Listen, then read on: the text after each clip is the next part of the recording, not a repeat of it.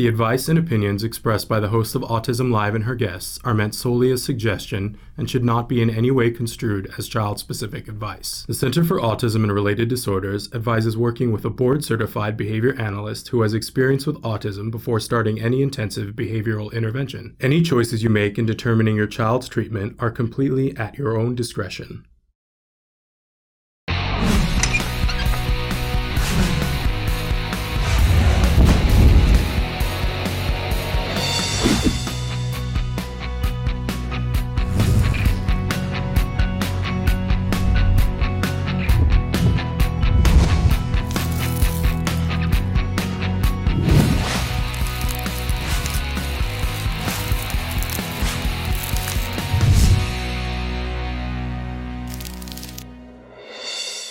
Okay, so hi Shannon and Dr. Doreen. Just wanted to start by thanking you both. You're amazing. God bless you both. My question is, how can I reduce the time my 4-year-old spends trying to make letters with his hands and arms and even talking about the ABCs? He'll say things like P is for Papa, M is for Mom, C is for Cat, etc. He's learning to read some words and even write like 10 different words like dog, mom, wow, dad, etc. That's the good part of all this. If I can give him a coloring book, he'll color for a few seconds, then starts to write letters. And a lot of times they don't make any words, like he'll write H, B, C, P, D, etc. If I give him a notebook, he writes words that can be read and a lot that can't be read too, forever if I would let him. I know there's some really good things about this, and I'm just really stressing thinking about the first thing my 4-year-old talks and thinks about when he wakes up is letters. And she says help with 3 Ps. And sorry for the long question. Never apologize for your questions, and we love more details, so that's all good. And she says, God bless you guys again. Thank you. That's very nice of you. The good news is I don't think I've ever had a child who has this, sort of attachment to letters who hasn't done well. So let's start with that. It's a good thing. Don't let it freak you out or scare you. It's a good thing because your child is probably going to develop hyperlexia and is going to be a child who can read and write and just loves the concreteness of the alphabet, the letters, the fact that there's a start and an end, and they're very concrete and nothing abstract about them. So, and that's perfectly fine. What you do is, a lot of what you've been doing is good in terms of you will, essentially, you're going to increase the duration of time doing other activities. So like you said, for instance, he's coloring, set a timer, and even if you increase it daily by 10 seconds or 30 seconds more of coloring, then, within a week it's a few more minutes longer, within a month it's 10 or 15 minutes longer, and you just do a gradual shaping of other appropriate behaviors that don't involve just letters. However, I would allow the sort of self-stimulation of using letters, but I would restrict it to a time frame. So you narrow the time during which these things are allowed to be done. In other words, you'll have a very set schedule for him, and initially, because he's doing it all the time, you'll start with, let's say, he's 4 years old, so let's just schedule about 12 hours of his day, and in the 12-hour period, I would probably say every hour he should be allowed maybe, let's say, the first and the third 15 minutes. So he's getting 30 minutes of some sort of letter type thing, so free operant conditions. In other words, he's going to be able to do whatever he wants with the letters. He can write them, he can color them, whatever, but it's restricted to 15 minutes on, 15 minutes off, pretty much all day long. That's one schedule. I mean, you can do any schedule that works for you. It doesn't have to be the same every hour. It really doesn't. It's just a matter of getting control over the time frame and getting him to understand that these times you are allowed, these times you're not allowed. And initially, the times that he is allowed are going to be higher, so he's going to have a lot more allowed time than not allowed time. And then gradually, you're going to reverse that schedule. Very, very gradually, you're going to reduce the times that are allowed and increase the times that are not allowed. And then, so sort of the red flag times and the green flag times. And then but always as you decrease this over a long period of time, let's say 6 months, but keep in mind that you're never going to really eliminate it because you want to keep it. It's a high reinforcer for him, and it'll actually end up becoming useful. It's only considered self-stimulatory in nature right now because it's so obsessive, it's so long and lengthy and time-consuming that it deprives him of attending to other things. Once you start to get it to a controllable level, he'll actually start attending to other things more as well and engaging in other things. So it won't really be negative or self-stimulatory in nature anymore. It'll just be reinforcing. And it'll be important to maintain that period of time where he's doing letter activities. Don't worry about the fact that he writes letters that don't produce words.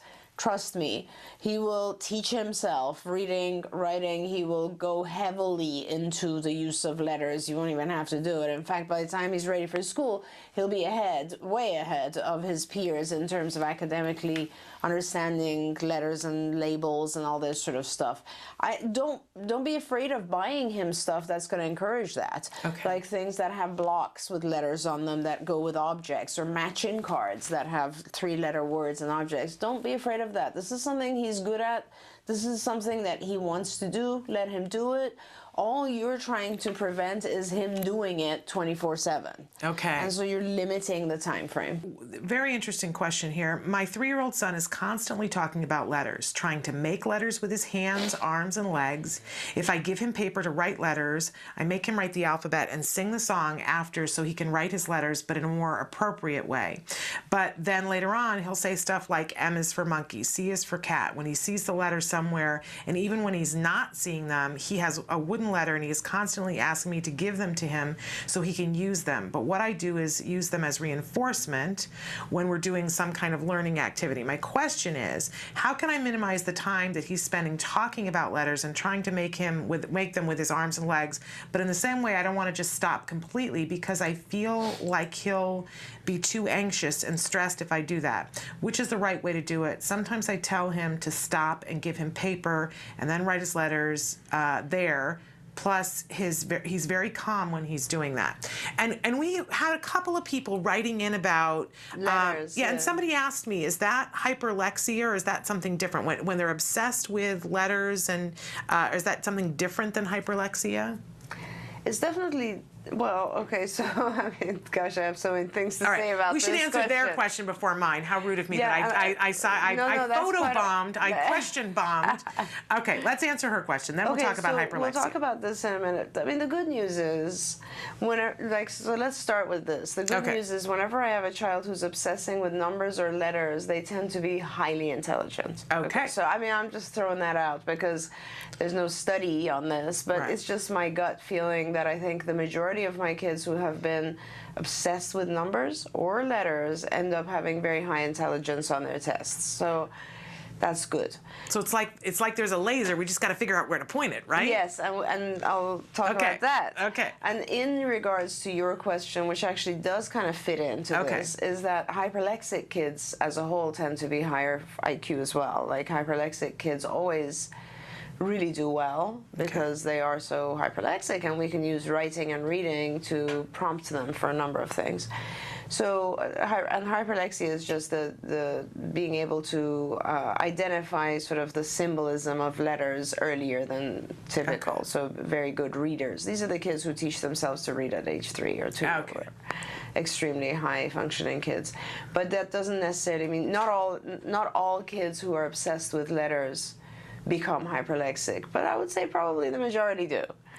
Okay, so now what I would suggest you do, and it's funny that parents are just so intuitive about this stuff, and they just so get it, like no other, people in the field, the professionals never get it the way a parent gets it. You're the only person who thinks that, and that's one of the reasons true. why you're so wonderful. Because nobody else gives us any credit. These are things I learned from parents and from having seen thousands of kids, Like one of my kids, if I mentioned to you just recently, one of my kids who was obsessed with letters, actually is now recovered, said, I do this when I'm overwhelmed, you Yeah. know, and mom is pointing to that. It's absolutely true.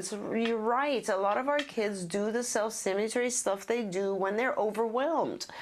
And that's why I've always said the word self-stimulatory is kind of a silly word. It should be more like self-soothing. Yeah. Because most of the reason our kids do these activities is because they're trying to calm down, you know? So I also don't think you should necessarily take it away, but I do agree that you should make it very sort of appear normal, let's say, you know, fit into his or her life and society, and you should limit the time frame. That's always the success factor. So with a lot of my kids, they become very obsessed with something, and what we do is we permit it during a specific time frame and not permit it during other time frames. So when, depending on your child's functioning level, if it occurs outside of that time, then they are either losing tokens or, you know, losing access to a toy or some sort of response cost.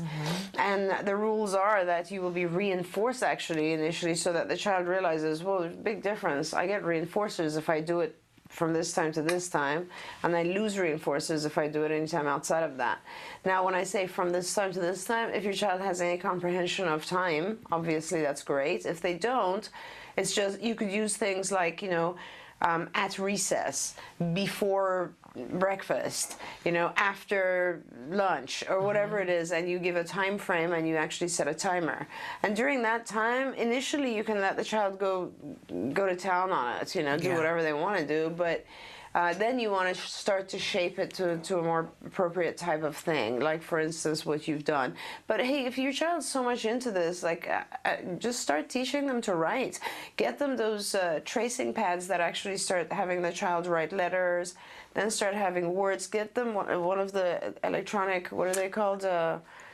Frog. The leapfrog, the leap pads, and that. Yes, They yes, have. We yes. gave some great ones away at Christmas time where they an interactive reader where they can write things. Exactly. And it tells them when they've gone off the line. Exactly. And it asks them questions. And how wonderful that you know, your child's obsessed with something that they're going to be doing for the rest of their lives, reading and writing. Yes. So get It's them a into quality that. problem. It's a quality, but it's a problem nonetheless. I can understand why she's concerned. Now, I think that you said something else about the child holds or touches letters, or what There's a was that? wooden letter Right. that he wants to hold. Right. Let me find a place in that. So I want to come back to that issue, which is kind of, it's just a different aspect of the same thing. This is whenever you have your child wanting to hold something, it's a very much it's a lower way of saying, like a smaller version of hoarding. And this is a safety factor. This comes from anxiety. So this is with little kids when they are carrying around their blanket or their stuffed animal. And this is why my garage is a mess too, right? Yeah. This is it. Well, maybe. But I mean, hoarding comes from, hoarding is the absolute extreme. The minimal version of it with every child, they usually have a favorite object, a favorite stuffed animal, a favorite whatever, and you know, everything depends on having that with them. And that's just security. That's just a security blanket. That's all it is. And so if your child's just wanting to hold that, then I would think you should get them a very small letter and that they can actually put in their pocket. Okay. And if they get very anxious, they can put their hand in their pocket and feel it. I also think that over time this object will change. I don't think it could very much be just a letter because of the fact that your child is very good with letters. Like, so, but it doesn't matter. I mean, at this point, this is the object, and so you want to be able to allow your child to have that. However, if they're rubbing their hands on the object, then it could also be a sensory need. Like, you really need to figure out what the reason is for each of the behaviors and not assume that it's just because it's a letter. But I like the idea that, you know, let him have it in a really appropriate size so he can have it in his pocket, so that we don't have to be taking away the comfort from it, and that can be worked on over time. I mean, a lot of people have, what is it, rabbit's feet, a rabbit's foot on their keychain or something? Yeah. Or even if you, I mean, how many people will play with something in their hands, right? They even make something called a worry stone. That's a flat little stone that you can rub with your thumb. It's called a worry stone. That's right. So I love that. And if you can find a small letter, then he could have that, and it could be in the pocket, and he could stick his hand in his pocket whenever he needed to. That's right. What a wonderful thing. Yeah. I love that you're on our side. Oh gosh. Did I not say I've learned everything from the parents? Okay, next question. How do you work on getting them to talk about things other than what they're obsessed about? I'm grateful he's talking, but I don't want to talk about Minecraft all day. Oh, sister, are we related? Because I feel you on this one. So, Dr. Grandpichet, how do we get them to talk about things that they're not preferred topics? Right. I mean, and let me just join the Minecraft thing here, because my son, as you know, became the guru of Minecraft. So, like anything else, why don't you just use a timer? Okay. And first, teach your child to identify when they're talking about something that only they are interested in. So, for instance, you make a list and you'll say, "So, tell me some of the things you like to talk about." Minecraft, what else? List them, right? And then some of the things I might like to talk about, and that might be in itself a difficult task for your child because of the lack of theory of mind. Don't know. So you help your child identify those things, right? And you list those. And then you actually set a timer, and then you say, "Hey, let's just talk." And your child starts to talk, and you'll time whenever he's talking about one of the subjects on his list versus yours, which most likely will start out with nothing on yours. And so you'll stop him and you'll say, "Look, we have to have like an equal amount of time.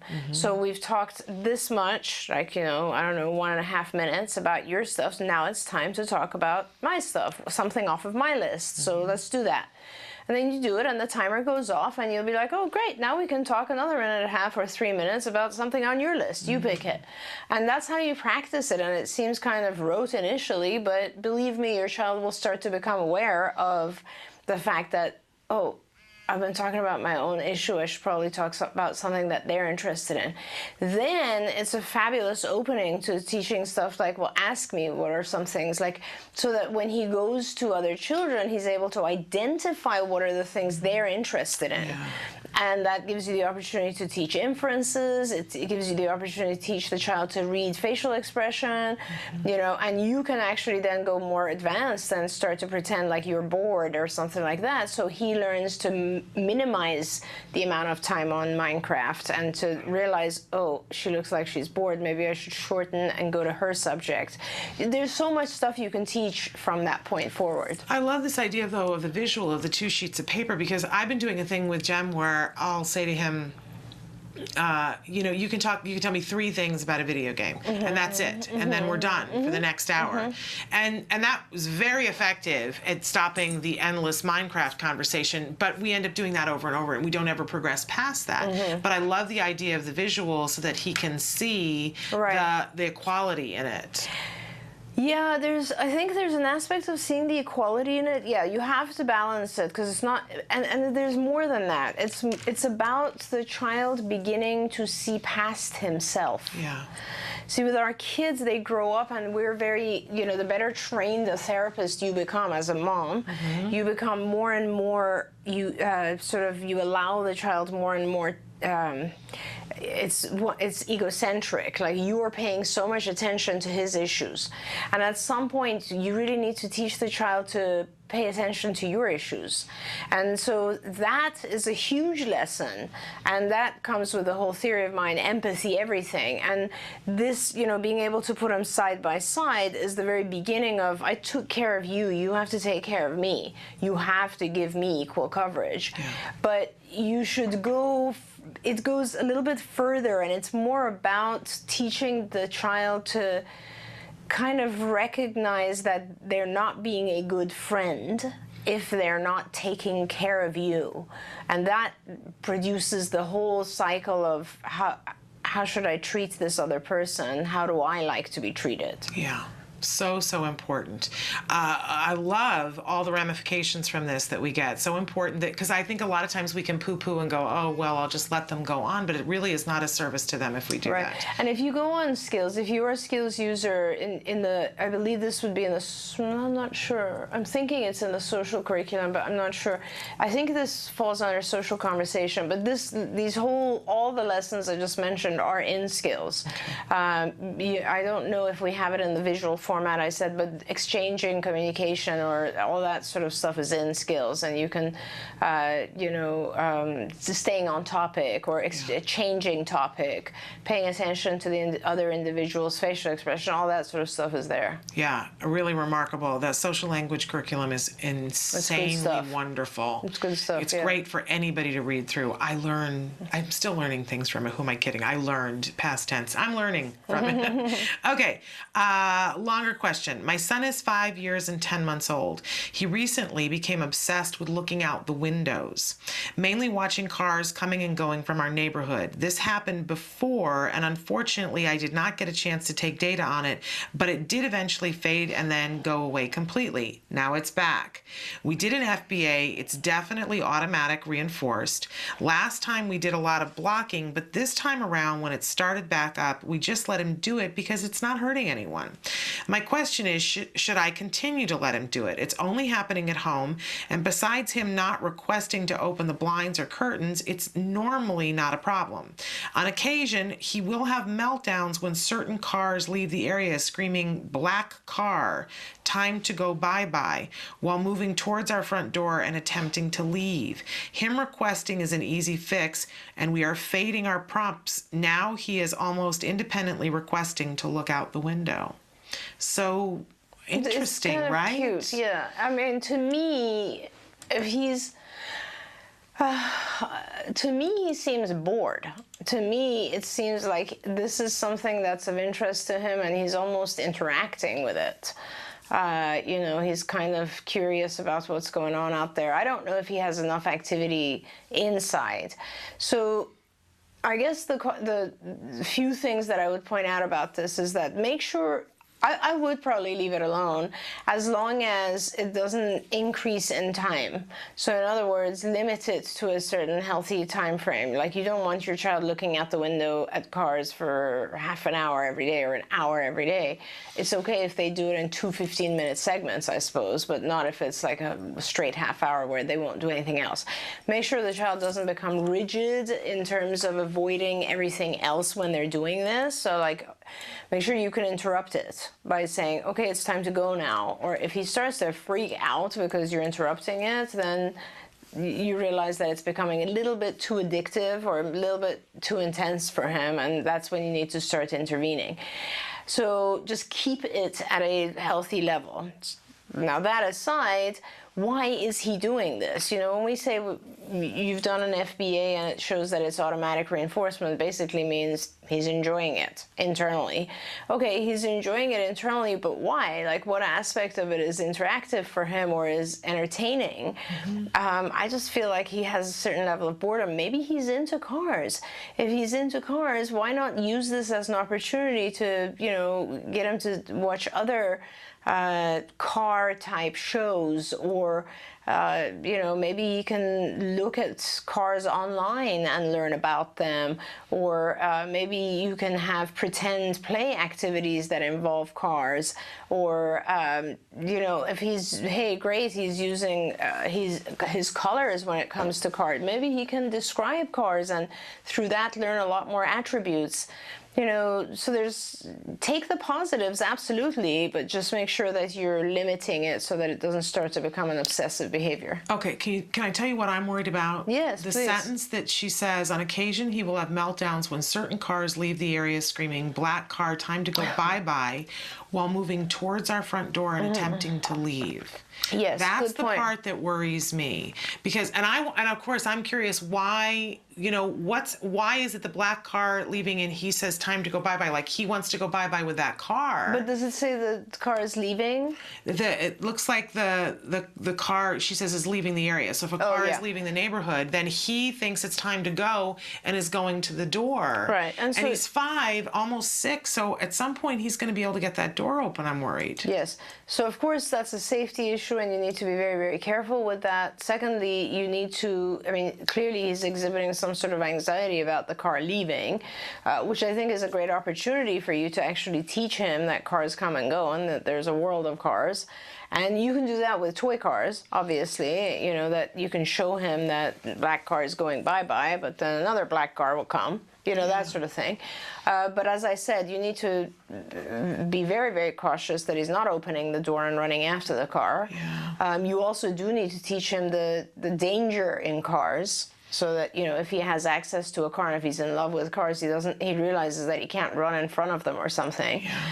All of those are given facts, but again, so everything has two sides to it. Yeah. As long as it doesn't become obsessive or dangerous, then you can take his interest in cars and develop it into other things. And I hope you make sure that you get a really good high lock on that door that he can't open, because if he's that interested in it, I want to make sure that he can't get out. Well, yeah, and I don't know, you know, the problem with locks obviously is that a lot of times people Forget, right? It's human error. Right. I mean, I think you can definitely have the whole handle moved up all the way up so that he's not reaching it right now. So the whole you know, gizmo is up high on top. But they have these very good devices now that are automatically on the door that'll beep if the door's open. Right, the little alarms. And they're fairly it's just inexpensive. a little box. Yeah, very inexpensive. I think they're less than $20, and it's a little box like that, and you put it on the door, and it will beep when it's opened. So it's sort of a magnetic contact, and that's a perfect way as well of tracking things. But you also want to teach him. I mean, you have to teach him, not just prevent it, but teach him that he can see those things and that he shouldn't run after them. And I think the running after it is his anxiety that this car is leaving and he will never see it again. And I think you need to teach him that there are many cars coming and so on and so forth. Like, use the anxiety to actually figure out how to calm him down. What is it that's causing him anxiety? I was really struck by something last night. I mentioned I went to the Unified Theater performance last night. We had them on the show yesterday, and Wyatt was in the performance, and it was so lovely to go and see. And the kids were great, and what a wonderful program, so impressive. But there was something that happened shortly after the show started that was just so interesting to me on my street where I live. There was a small baby who was in the audience who was fine as we were waiting for the lights to go down. The lights went down, baby is fine. The kids start to come out on the stage and they're starting to talk, and the baby starts to fuss. And the mom is, you know, trying everything, and it's a child that's just basically been walking for a couple of months, and she's, you know, trying to keep the baby quiet because, you know what, and the baby is fussing and, you know, and wants to go. And finally she went and sat in the aisle and was trying to, and the baby was not having any of it, and made so much noise that finally the mom left the theater. And eventually at some point she sneaked in a little bit later, and there was a part at the end of the show where they had all the kids who were in the show come and sit on the stage, and they showed a beautiful slideshow that was like the curtain call of the process that they had gone through, and it was amazing and it was wonderful, and they had live music to play during it.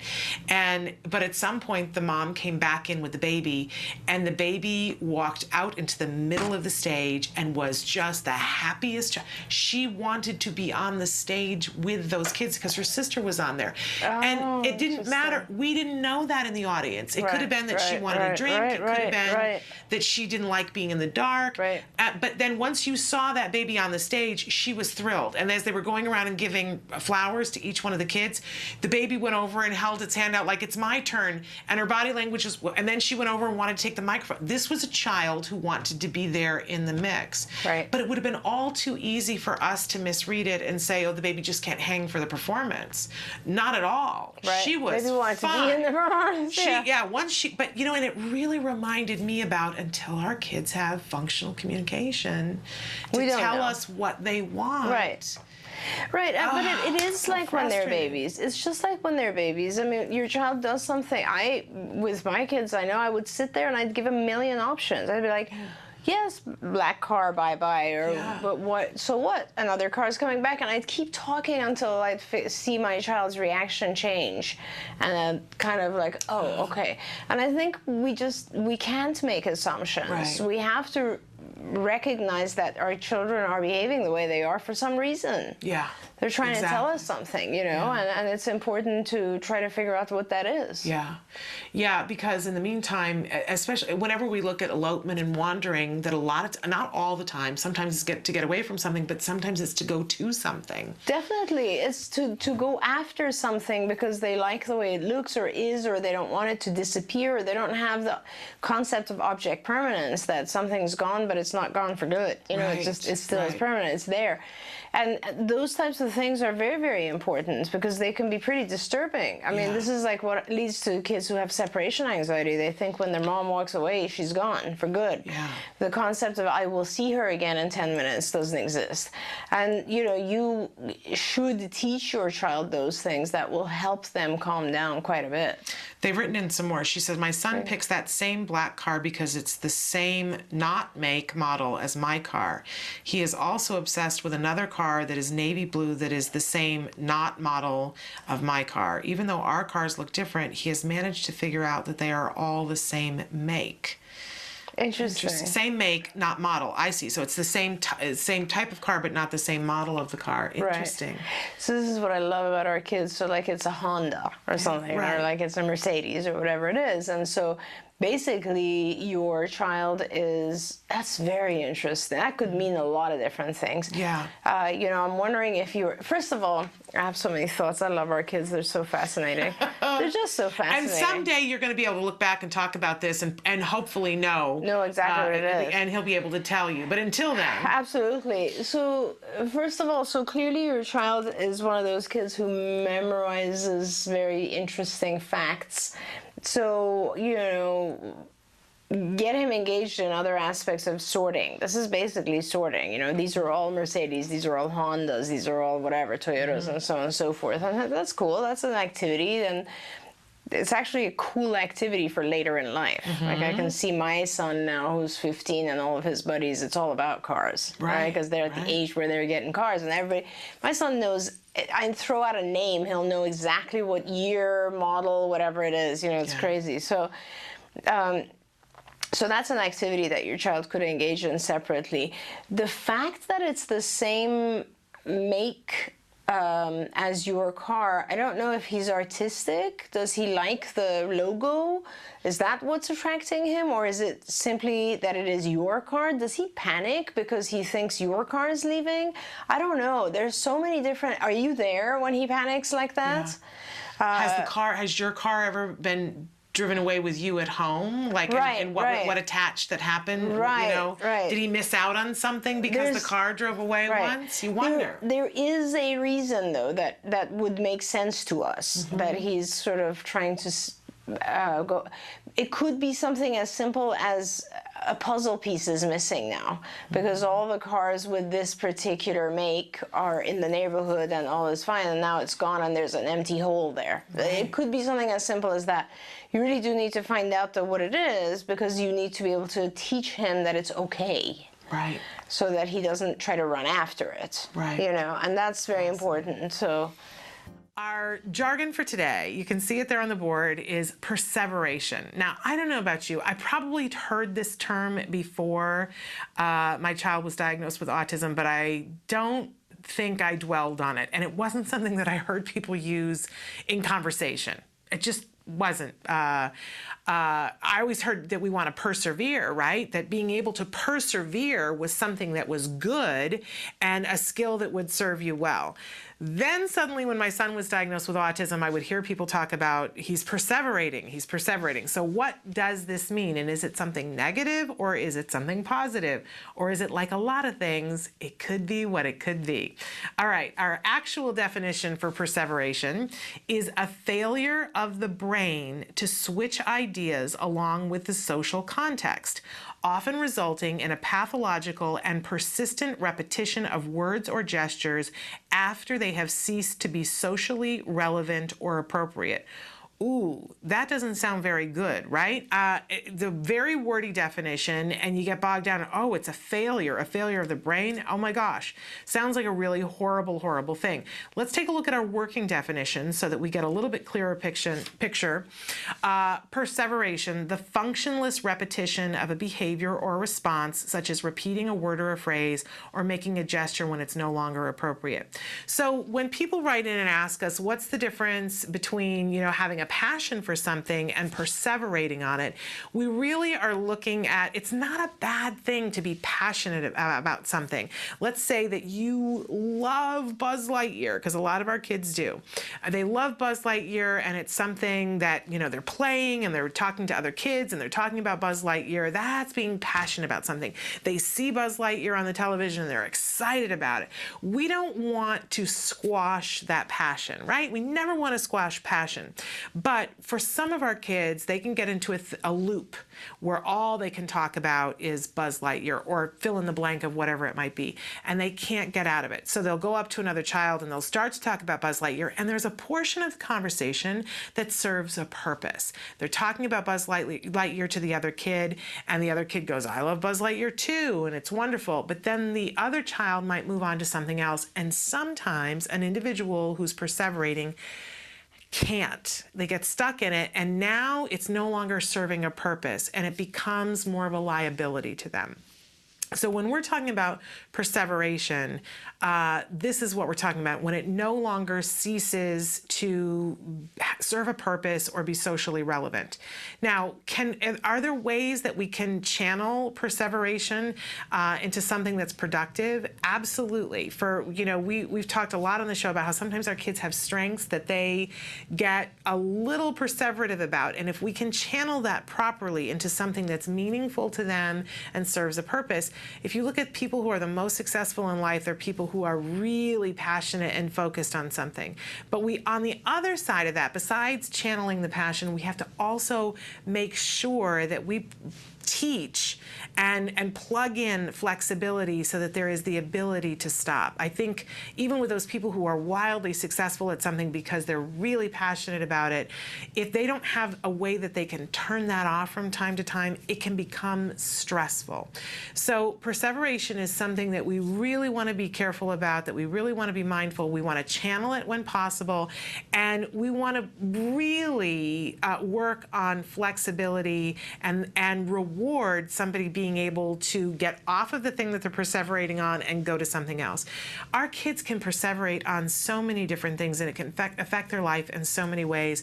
When my son was little, he perseverated on vacuum cleaners. If a vacuum cleaner came out while we were doing anything, everything else was over, because he was going to just be about the vacuum cleaner, and we would have to put it away for him to get moved on to something else. And even then, if he knew where it was, he would perseverate on it. Same thing with drains.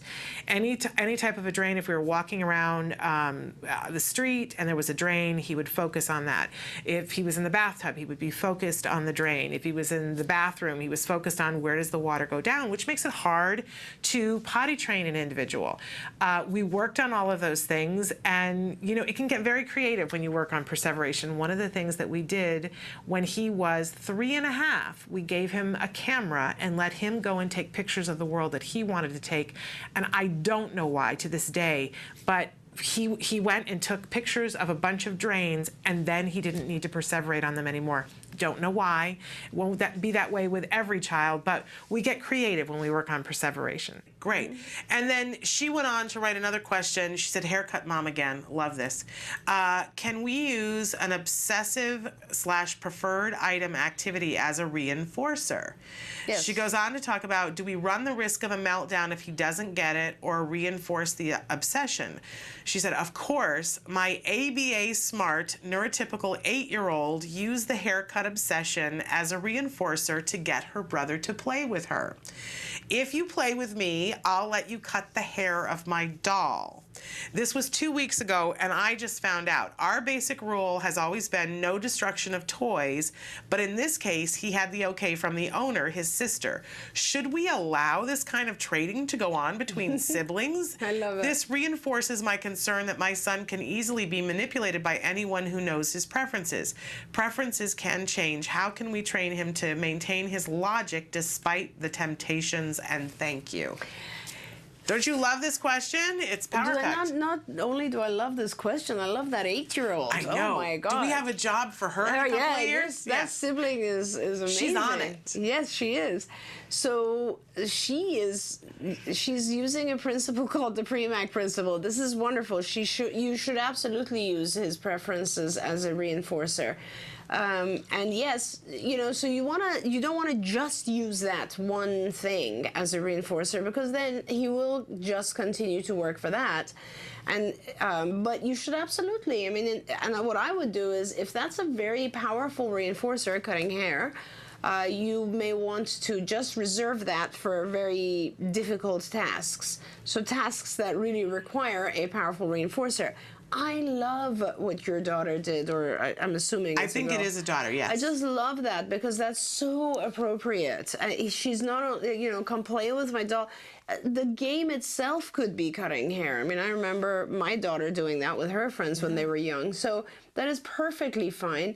Don't worry about it becoming obsessive, because in fact, the more we use a reinforcer, the more we satiate on it and move on to other reinforcers.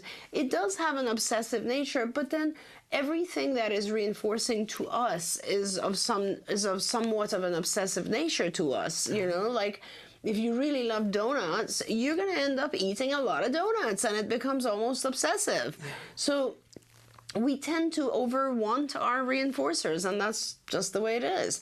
This is a reinforcer for him. I would not prevent it from happening at all times, first of all. Secondly, didn't we just last time decide he should become a hairstylist? And what are we talking about? At some point, he's going to have to learn how to do this right. Right.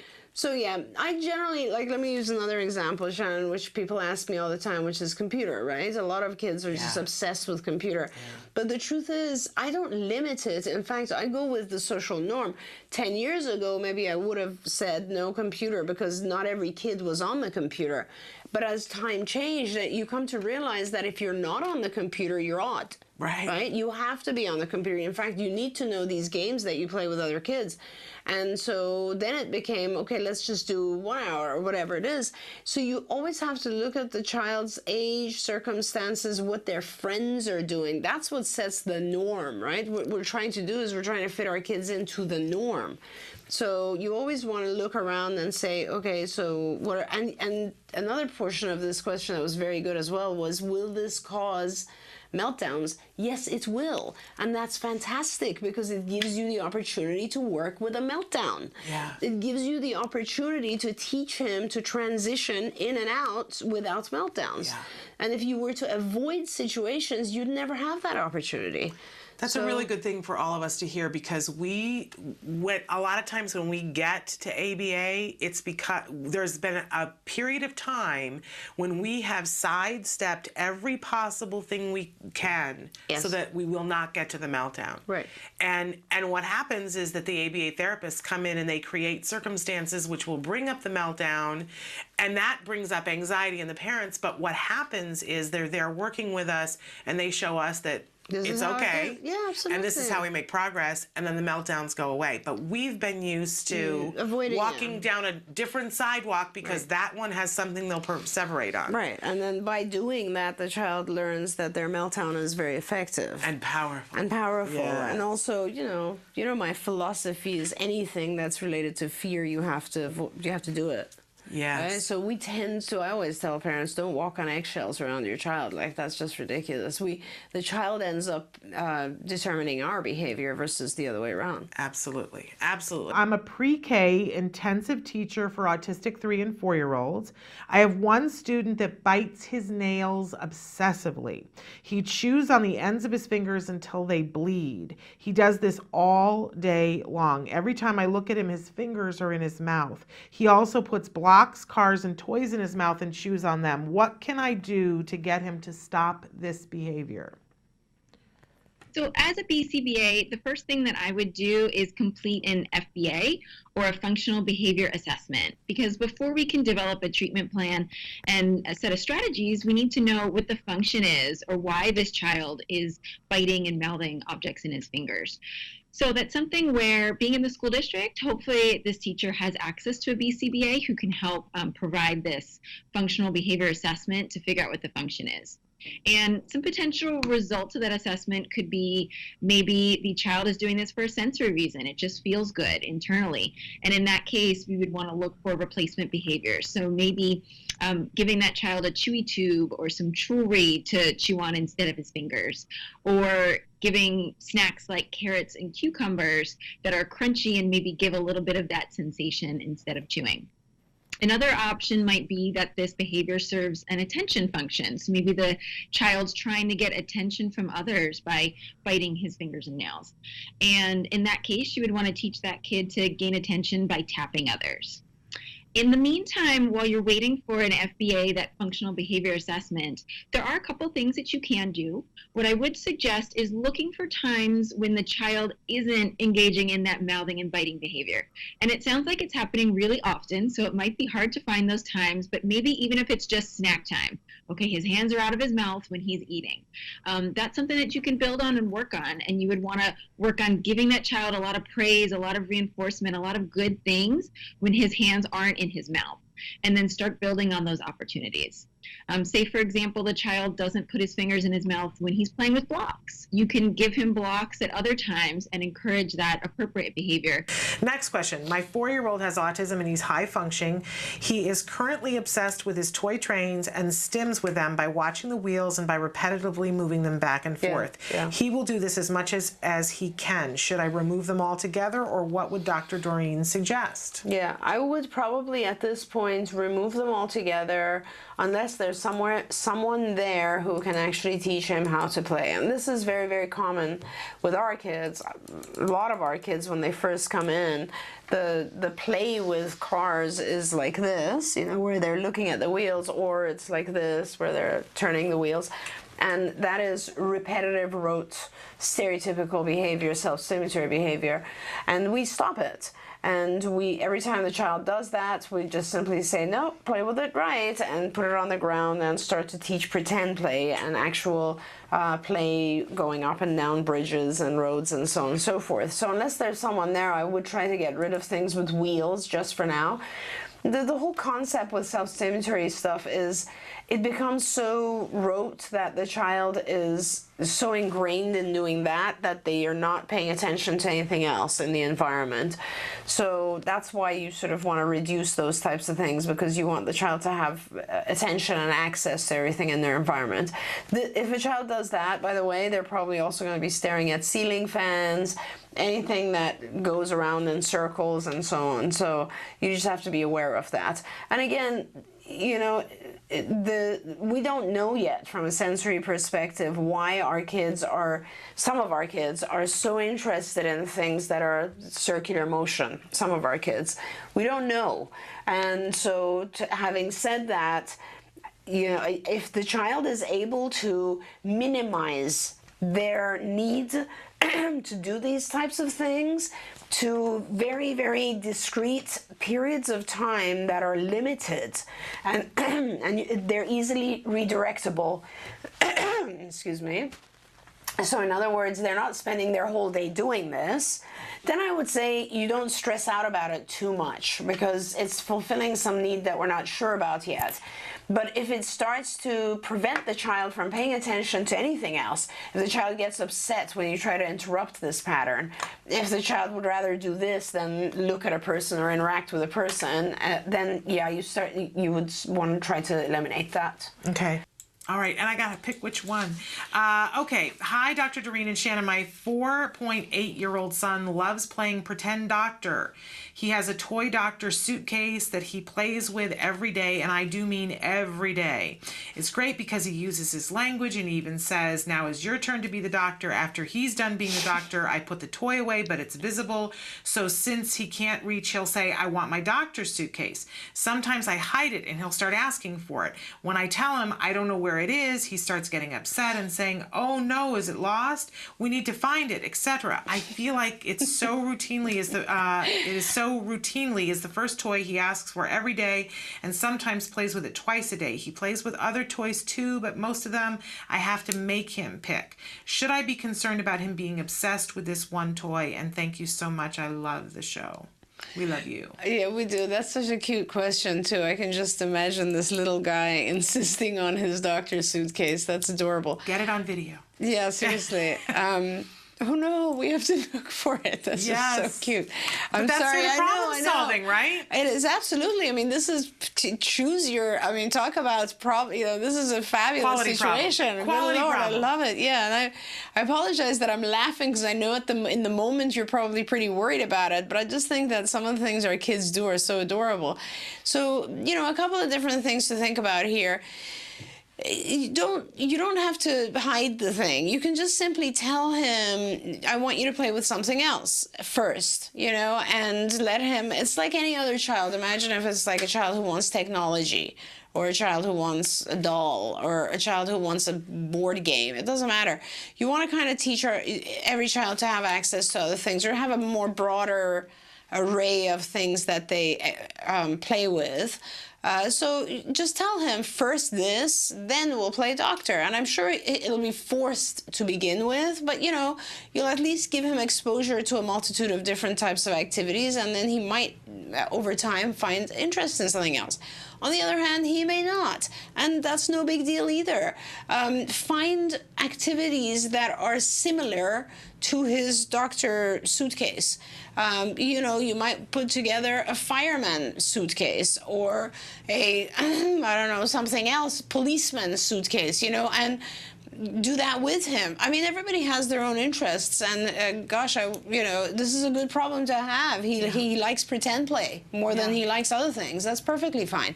So don't worry about this too much. I do. The importance of teaching our kids other games is because sometimes they won't have kids around them who want to play what they want to play. And sharing and turn-taking and paying attention to other people's cues and interests are extremely important at social activities. So the best way, sounds like he's very high-functioning, give him a multitude of new types of suitcases, so he has an array, and then also give him a lot of other things that are not suitcases, so he has to learn to deal with those as well, and then have him practice those with other kids, so he's doing an equal balance of both. Okay. My 4-year-old started to do old ceiling fan obsessions meltdowns again. He hasn't done this in years. He could stare at them all day. He carries a high chair with him in every room so he could pull the string to turn them on and off. He pretty much climbs anything he can find. I'm scared he will hurt himself. I don't know what to do to distract him with this behavior. I did notice before his fixation with fans, it started in the beginning of spring. He got allergies and became more hyperactive, and he's on allergy meds, but it hasn't helped him. Please help. By the way, I love your show and I watch it every day, and we love you back. That's awesome.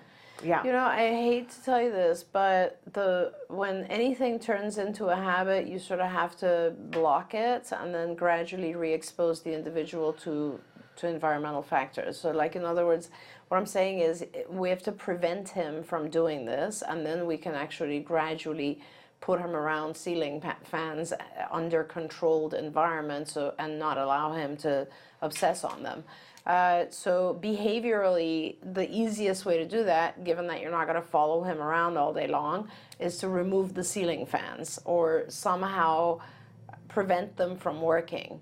Like maybe electrically manipulate the electricity so that that switch that turns them on doesn't turn on, and you can only turn them on with, let's say, or maybe not even that, just like don't turn them on for a week. And basically, he will lose his interest in that, and then two things will happen. One is you have to eventually reinstate them and prevent him.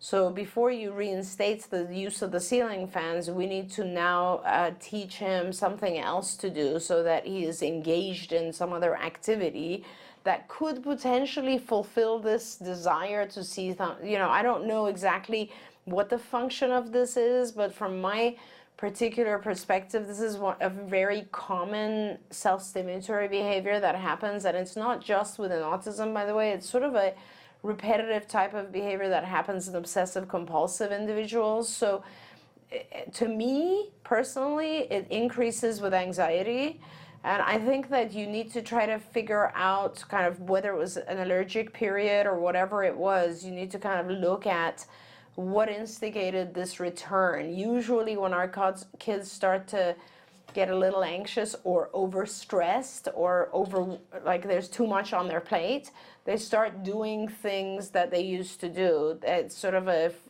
fall back into a compulsive behavior that made them feel good. And by the way, that's not just our kids. We all do that, right? It's like overeating when we're stressed or whatever it is, right?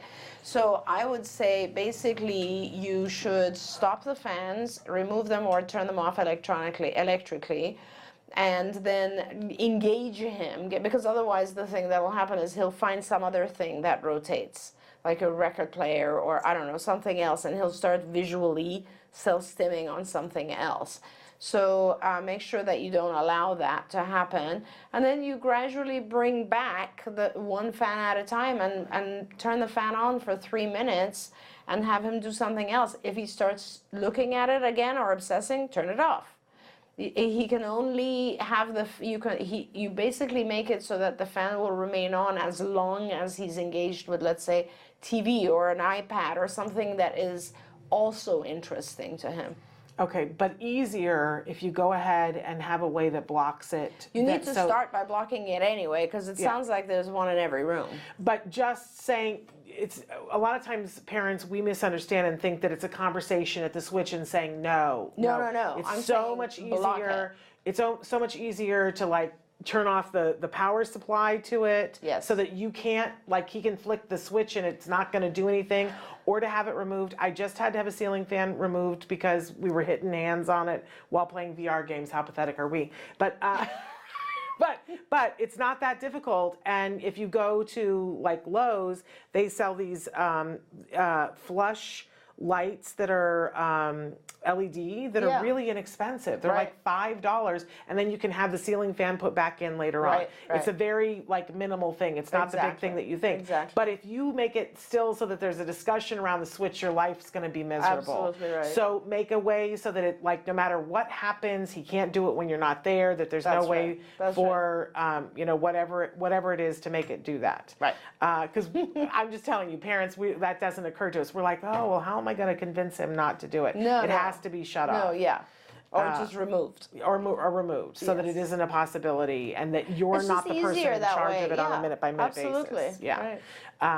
And he will want it to come back on. Right, so he will have a little tantrum. Let's just talk about that, because the switch won't work or it's not there anymore, but just ignore it, walk away from that. Yeah, it's not a discussion. It'll go away. Because we want to fast. talk about it. You can't be watching that. It's No the womp, talking womp, womp, womp, womp, womp, womp, womp, right? So we don't need to do that. That's wasted breath. It actually makes it worse. That is absolutely right. Moving on. I scrolled up a little bit. Can you recommend any medications that could help with my child's obsessions and also will help him to sleep? He currently takes Intuniv and Statera in the morning. Statera and Intuniv, and melatonin at night. He used to take risperidone, but we are now not taking it. Yeah. Well, if you're already on Intuniv and Statera, that's pretty high level, and I don't want to interfere with what it is your physician feels is appropriate. So I can't really comment on that, although you prompted me to mention that I'm in the process of speaking with a lovely developmental pediatrician. Did I tell you this, Shannon? I'm very, very excited about this, actually, and I hope that it happens, but I won't say her name yet because she's not on board with CARD yet, but it's a very wonderful lady who has been a developmental pediatrician for a very long time and is very involved in the field of autism, does all sorts of assessments and so on, and is also a BCBA, which is very, very, very that's rare. I rare. think there's 2 in the country. Wow. Who are MDs and BCBAs, but to have a developmental pediatrician who's a BCBA, and she has asked to join CARD, and I'm just out of my mind Yay. excited about it. Yes. So hopefully we will soon have a physician to consult with our patients. Oh, I love that. Which is beautiful. It is beautiful. So I won't comment on the Intuitive and the Stratera, and you're going to stay on those and talk to your physician about that. In terms of the melatonin for sleep, I've said this many times and I'll say it again. Melatonin on its own, I don't find to be effective. I have a very, very wonderful alternative that I've used for many years, and you can order it on Amazon. You can buy it in a lot of different places. I think I'm responsible for this thing becoming big, I swear. It's called Tranquil Sleep, and it's spectacular. It's a combination of melatonin, 5-HTP, which is tryptophan, and theanine. So I really, really recommend this thing because the combination is spectacular, and it comes in, it's chewable and it tastes good, and it comes in 3 milligram chewables. Yeah. So you can use 3 milligrams for a young child, and past the age of 12 or so, you can use 6 milligrams even. Okay, remarkable.